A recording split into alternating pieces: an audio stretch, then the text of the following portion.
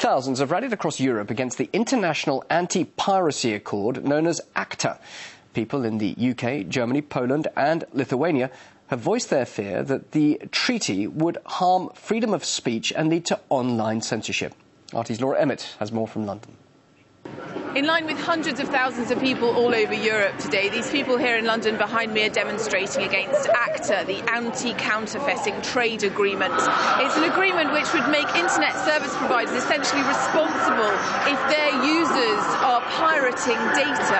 So they'd have to police users' activity, which would lead to a lot more monitoring of the internet. There are a lot of people behind me wearing these anonymous masks that the anonymous hackers group often wear.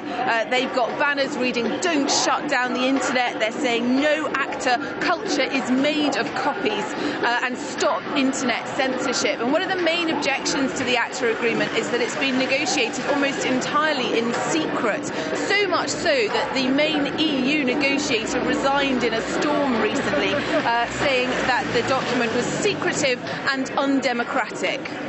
So it's been negotiated in secret by people who, have not let civil society in. They haven't allowed us to comment and say, this will affect our civil liberties, this will reduce freedom of speech, this will stop us from being able to comment and hold people to account. And the result is a treaty that's incredibly dangerous. One of the main complaints about this document is its unclear wording, that it would be easy to make unintentional copyright infringers criminally liable, and also criminalises what used to be a civil offence. So that means we'd see a lot more cases potentially, like the one of a Minnesotan woman who shared 24 songs on the internet and found herself liable for $1.5 million worth of damages, essentially $62,500 for each song that she had shared.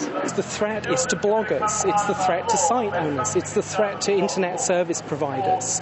Your experience of YouTube, of Facebook, of Flickr could become very different, but it's also that even innocently connecting to copyrighted material could actually land you in criminal sanctions. This is not just about the internet either. It would also apply to clothes, electronics and also to medicine, which would make it more difficult for poor countries to buy generic, untrademarked, cheaper drugs, making it more expensive for poorer countries to keep their people healthy. Basically what these people are saying is that the decisions that have been made behind closed doors will fundamentally affect the economies, the privacy and the civil liberties of ordinary, everyday people. And the fact that it's been done in secret means that they can only assume that this isn't in their best interests. Laura Smith reporting there from London.